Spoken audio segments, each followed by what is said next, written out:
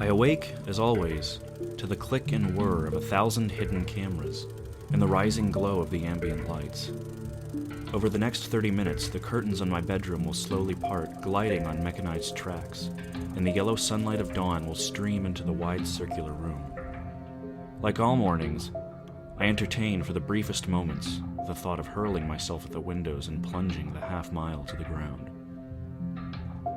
I hold on to the little fantasy of wind and sky and falling for as long as it will remain, dreaming of those magnificent moments of freedom and choice. Even if I were not a coward, there are 1,000 unseen barriers and safeguards.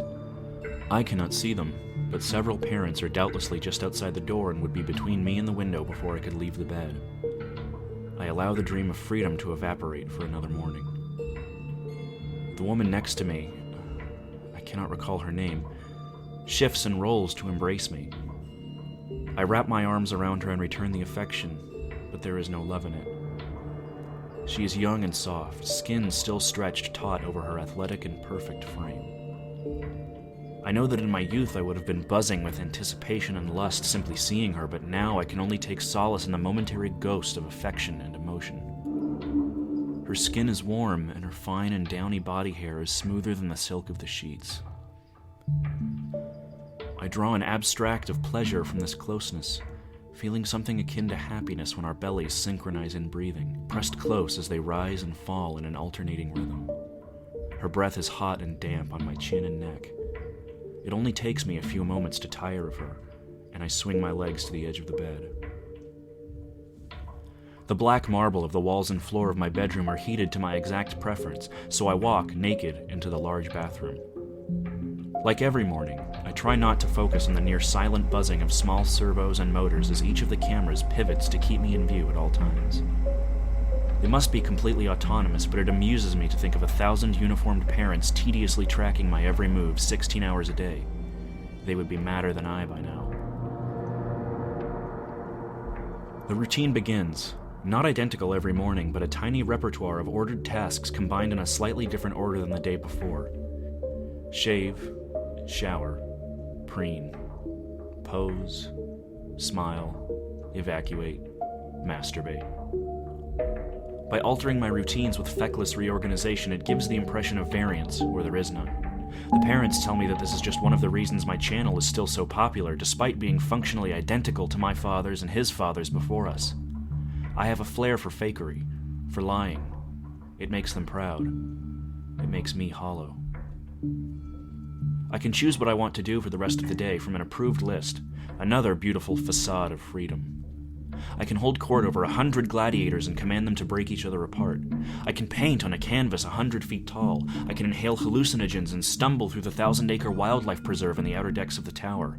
I can copulate with my choice of limitless young women or men. I can beat a child until his skull caves in. It is, of course, a limited form of choice. I cannot go back to bed and weep. I can never say stop. I cannot leave the tower. I am at my most honest, I believe, in the 8 hours of broadcast solitude each night, locked in the blacked-out bedroom of silk and marble with whatever woman has caught my fancy. These are the times that I can admit in my solitude and self-reflection that I would never be able to exist outside the tower. I know nothing about the outside, and the parents and my concubines can only tell me of the millions of people that love me. I don't know how a real person lives. I only know my world. I spend the day in the museum, aimlessly wandering through ancient paintings and statues before practicing horseback riding on one of the open-air decks. I do this partially because I told the parents I would be in the harem all day, and it amuses me to think of them struggling to adapt to the programming and the wasted resources. When I'm done for the day, I retire to a balcony with a drink. The jagged spires of the horizon look like teeth as they swallow the sun, and I can feel the cold, familiar knot in my guts, that unease and dread at the crawling passage of time. I've been as careful as I could not to conceive, but that can never last.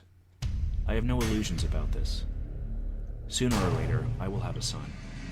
Doubtless the parents are already weaning me off the contraceptives in my meals.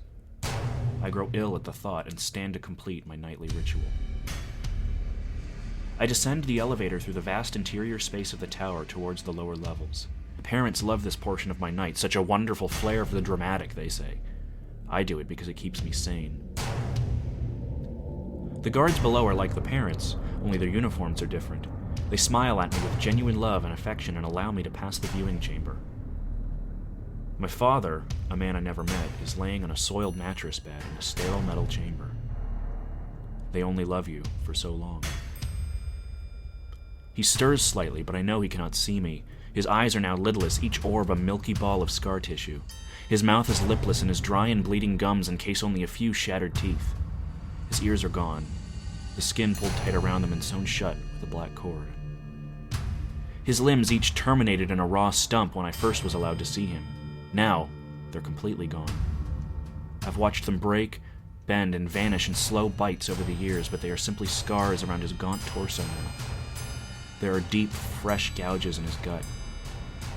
Every time I think he simply cannot endure more, he astounds me by continuing to live.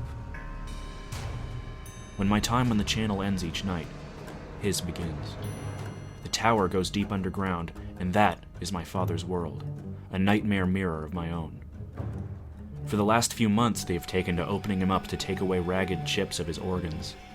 Since they took his tongue and lips, he has no shame about gibbering and wailing wordlessly. I have no love for this man, no pity for this thing. I can barely feel pity for myself. But he is my mirror, my portrait of the future. The people that love me now will grow weary and will fall in love with my inevitable son. Later, these same people will delight in watching my slow and surgical dismantlement for 8 hours every night. The mechanical arm on the ceiling descends, lopping a hook through the harness around my father's broken body, and carries him into the next room to prep him for the show. He begins to shriek, a ululating cry of helpless terror, and thrashes in the machine's embrace, but it cradles him almost gently as it takes him from my view and into someone else's.